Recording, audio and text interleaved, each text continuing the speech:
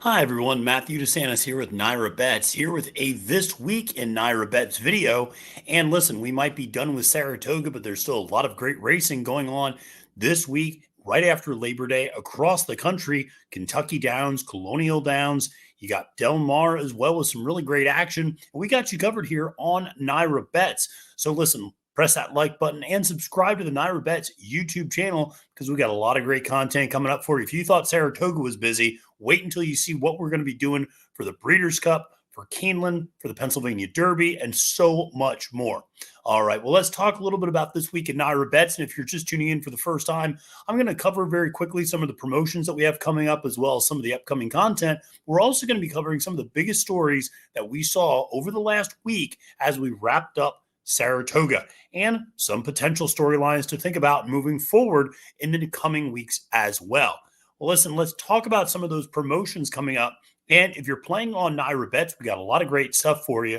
Starting on Friday, September 6th, we have a $20 bonus if you bet $75 at both Woodbine and Del Mar. So again, if you bet 75 at both of those tracks on Friday and opt in, you get $20 back, win or lose. That's a great way to play. It's always a lot of fun. And the next day, we run it back with another bonus as well. This one, because obviously Colonial has a big day, highlighted by the Grade 3 Virginia Derby. It's a $15 bonus if you bet 75 at both Colonial and Del Mar. Del Mar has the Del Mar Debutante that Friday, Grade 1. And like I said, you got the Grade 3 Virginia Derby down there at Colonial. It's always a great day. I used to live down there near the track in Virginia and go down there a couple of years in a row, actually. Always had a fantastic time. The hospitality of the people down at Colonial was always wonderful. The track is absolutely beautiful. So if you have an opportunity to go down there, make sure to check it out. And listen, it's a really great track to play as well. Big fields, nice turf course, and should be a really exciting day. You got some other stakes races on that card as well. And like I said, just a lot of fun. So make sure to opt in and play both Colonial and Del Mar on Saturday. And then on Sunday, hey, we got the hit and split. Everybody loves that, right? The $5,000 hit and split on the late pick 5 at Del Mar on Sunday, September 8th.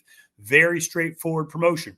Make sure to opt in. Then you play the late pick 5. If you hit the pick 5, then you get to split an additional $5,000 with the others who opted in and played. We have a lot of people who may or may not take advantage of that sometimes. There were some people who won the pick 5, but they forgot to opt in. Well, that cost them a couple $1,000 actually in some cases. So want to make sure to take that winning pick 5 ticket and make it all the richer by opting in on NYRA Bets. So like I said, if you're playing Del Mar Sunday, you got to play that. Now, next week, we got a lot of different content coming up and a lot of different promotions coming up for next week. We got a $5,000 trifecta hit and split at Churchill Downs. We got a $10,000 late pick 5 hit and split to kick things off at Belmont at the Big A. And then we got the promotion that I absolutely love, Breeders' Cup Bankroll Builder. You bet 50 to win, you get 20 back, win or lose. We have 5 races to get you set up so that you can have $100 for the Breeders' Cup no matter what. That's just giving away that $100 no matter what if you opt in for all 5 of those Breeders' Cup Bankroll Builder races in the subsequent weeks. And listen, it's always a really great promotion, so you want to make sure to opt in and play on NYRA Bets. Well, let's talk a little bit about what sort of content coverage you can expect. Listen, I'm back here at Rockaway Beach. I just got done with Saratoga, so not doing quite as many videos this week. Everybody's kind of decompressing after Saratoga, but we still have a lot of written content up on NYRA Bets. And if you go to the NYRA Bets app or go to nyrabets.com, you can get my picks and analysis of Saturday's Virginia Derby that's hosted at Colonial Downs. I'll also have picks and analysis up on Thursday for the Del Mar Debutante, and that's always a really fun race. Obviously, we just saw the Spinaway and the Hopeful, and so up here at Saratoga. So seeing those 2-year-old races, always, I think, a lot of fun. Always remember to check out my daily long shot of the day, which, listen, is it always a long shot? Yes and no. I always will write about a horse that is 6 to 1 or higher on the morning line. Now, sometimes it's a 6-1 horse that ends up going off at 3-1, and that happens sometimes. One of my best scores I had all year was actually out at Santa Anita. It was a 6-1 horse in the morning line. Somehow got completely overlooked and went off at 28-1 and ended up winning. So you have those happen as well. Other times, I have a couple of picks on Wednesday at Colonial that are 12-1. I have a pick on Thursday at Kentucky Downs that's 8-1, although there's a 15-1 horse later in the card that's a little intriguing as well. Listen, always try to connect people to prices and winners, so make sure to check out that long shot of the day. And then coming up, well beyond just next week, we have live coverage of the Pennsylvania Derby. Myself and my NYRA Bets colleague, Kaylee Shapiro, she and I will be down there, making content, doing videos, interviewing people, getting inside information and coverage for the Pennsylvania Derby, and it will be at Parks. So if you're out at Parks, please come see us and say hi. Love to see all the good folks down there. I have so many friends in that area. It's always great to go back every year to the Pennsylvania Derby and see everyone. So that's always a lot of fun. And then we're going to have a ton of content for the Breeders' Cup. We're going to get you ready for the Breeders' Cup. And listen, I don't want to toot my own horn. I don't want to overpromise. I tend to do very, very well on Juvenile Friday. Saturday, I tend to break even. But Juvenile Friday, man alive, the last 3-4 years, I've been doing really well there. And a lot of it is, honestly, it's just a lot of looking over replays of European races and really understanding the European horses that are coming over. We're obviously going to also see a lot of Japanese horses coming over this year to the Breeders' Cup, since it continues to be on the West Coast, which I'm a huge fan of in terms of having those Japanese horses coming over. So we're going to have you absolutely covered when it comes to the Breeders' Cup. You're going to be having all the information you could possibly want for that big event. All right, well, listen, let's talk about what we saw during closing weekend of Saratoga. And a couple of big moments I think stood out to me.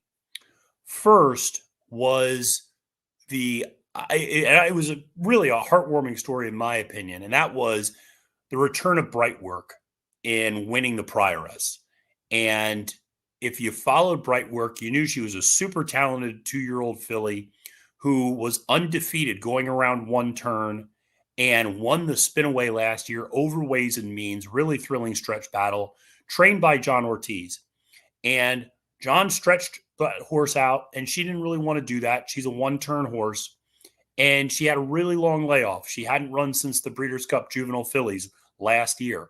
And she was supposed to make her 2024 debut in the test, the Grade 1 test, against Ways and Means.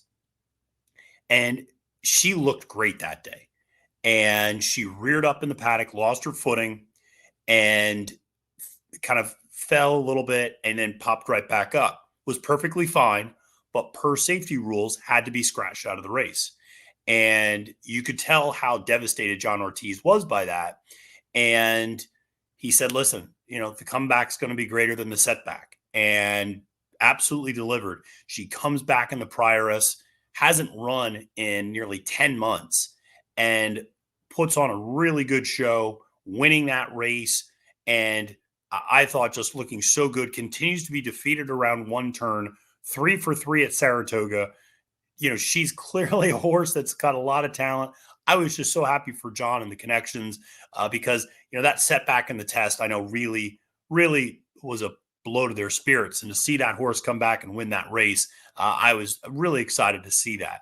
Obviously, what we saw then, we saw Immersive win the Spinaway. There was a little bit of an upset in that race. And that was kind of an interesting race, although there was a huge deluge of rain in the kind of hours leading up to and during that race.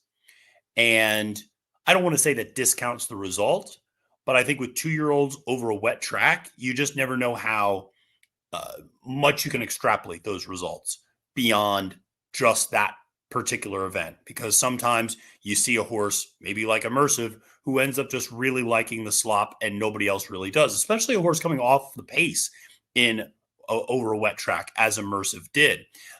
Tracking down Quiet Side, another John Ortiz horse who I thought looked very, very good. The horse that I really liked in that race was a horse for Brendan Walsh, Pondering.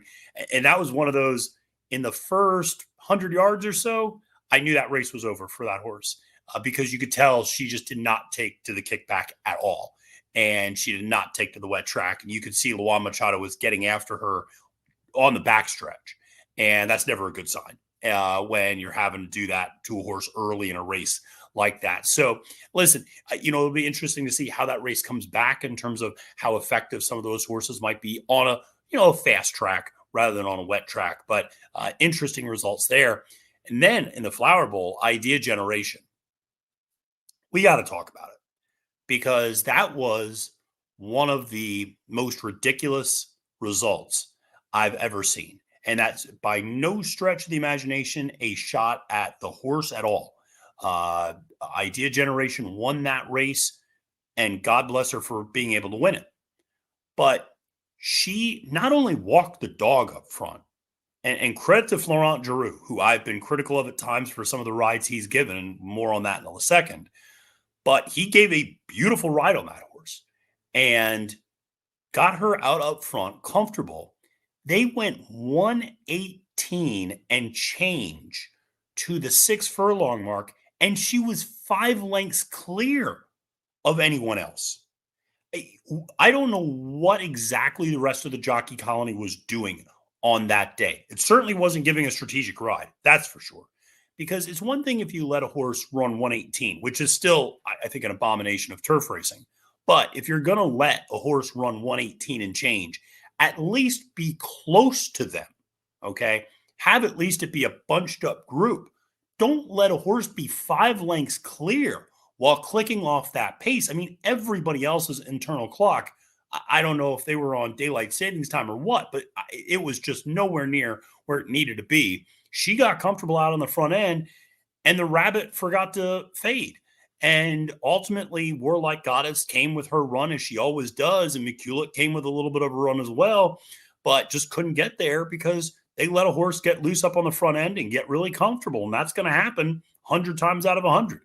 And so just a really, like I said, brilliant ride by Florent Geroux, great tactics in that regard, but my gosh, talk about just handing a race on a silver platter to someone on the front end. You got to put pressure on a horse if they're going that slow. And especially as jockeys, you're going by that home stretch the first time. You can look over and you can see where everybody is, and you can see the times even up on the tote. So it's, it was one of those things. Again, no disrespect to Idea Generation, who absolutely won that race on her merits, 31-1, second back from a layoff, a rather lengthy layoff. And it is a talented filly, but really interesting to see that result. Now, I bring that up because the very next day in the Jockey Club Gold Cup, we saw a completely different tactic with regards to the ride and the way that race shaped out. In the Jockey Club Gold Cup, Arthur's Ride appeared to be lone speed in that race.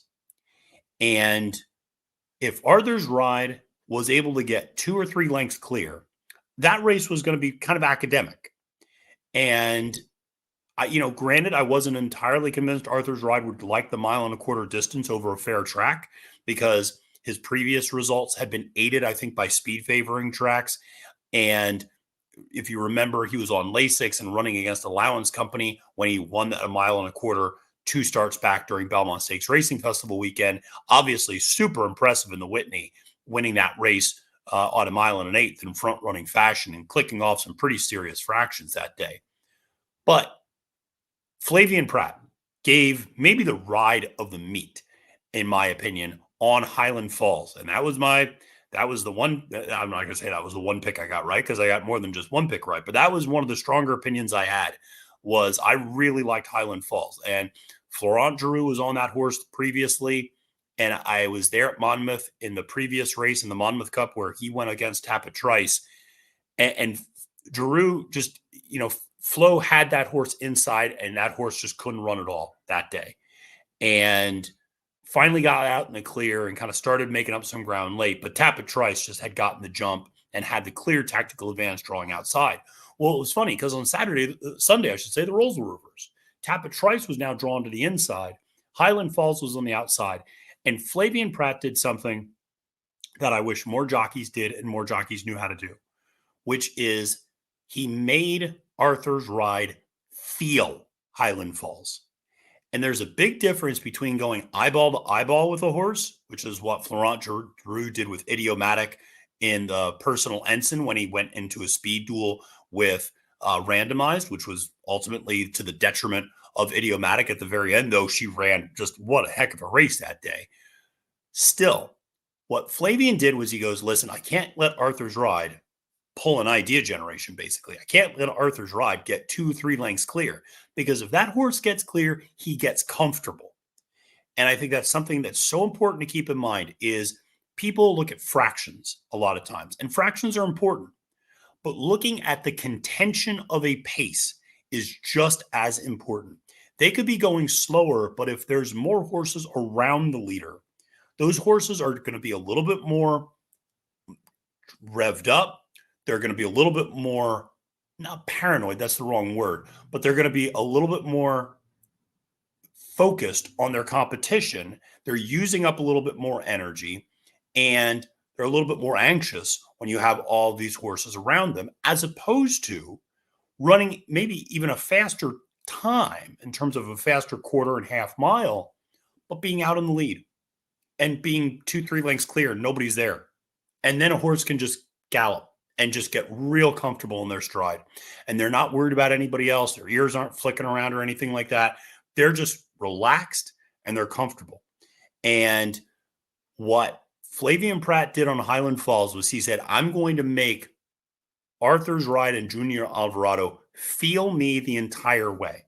And I'm going to sit off basically sit just about 3/4 of a length off and just track and stalk and make this horse feel me and never let Arthur's Ride get out 3 lengths clear. Now, the downside to doing that is maybe you wear your horse out, but it's the only way you can potentially beat Arthur's Ride. And so it's a brilliant tactical decision. And when you have a horse like Highland Falls, who on paper should be able to run for days, and that's exactly what he showed, because he was right there with Arthur's Ride, and then he put Arthur's Ride away and pulled away from the rest of the field and won at 7-1 on the final tote. And so I thought it was a brilliant ride. I wish more people knew how to do that. Again, it's not about going eyeball to eyeball. It's about making a horse feel another horse's presence and knowing that that's enough to put pressure on that horse and make that horse just tense up a little bit more, not get relaxed, and it ends up using a little bit more energy out of that front runner. Whereas the horse that's sitting in second, that horse is just running at a target, and that's fine. They'll get a little bit more comfortable running in second in that spot, as opposed to going eyeball to eyeball and just wearing both horses out potentially. So, like I said, I thought it was a brilliant ride. Flavien Prat doesn't need me to tell him that. It was a great ride, and he obviously won 18 stakes races during the Saratoga meet, 14 graded stakes races. Here's a little question that you can answer in the comments below. Whose meet would you have rather had? Would you have rather had Irad's meet, where he won the most races? Would you rather have had Flavien Prat's meet, where he won the most stakes races? Or would you have rather had Dylan Davis's meet? He had the best ROI of any jockey in the entire colony. So we saw 3 really great jockey stories, I feel like, this summer at Saratoga. And then finally, speaking of Prat, he also rode Chancer McPatrick to victory in that hopeful stakes on Sunday, or on Labor Day, I should say Monday. And what a race that was. We find out afterwards Ferocious loses a shoe, and that was such an interesting race where I thought Dallas Stewart's horse, Smokin' Wicked, ran a monster race. I thought that horse ran so well for third, was up on the lead, and really put away Mentee. Mentee, who is the full brother to Fierceness, owned by Mike Rapoli. I told you that horse, I had very little confidence in that horse at 7 furlongs. By the way, that horse finished up at 5 furlongs. And I didn't think that horse was that good, and that horse dropped anchor after about 5 furlongs. And Ferocious looked like he was going to drop anchor too. And then a curious thing happened. Chancer McPatrick is making this huge run from the back, as he does, we've discovered. And all of a sudden, Ferocious realized Chancer McPatrick's going by him. And they kind of bump, just a very little, just a touch. It's not a big bump, just touch a little bit. And all of a sudden, Ferocious realizes, all right, game on. and he actually switches back to the wrong lead and makes a huge run for second to Chancer McPatrick, who, like I said, just made this massive run from the back. It's really interesting. I saw some people say, Chancer McPatrick is kind of the horse that Sierra Leone should be. Well, it's important to remember Sierra Leone broke his maiden later as a 2-year-old and was always going 2 turns and was always kind of up against that 2-turn dynamic, which is just a little bit different, slower fractions.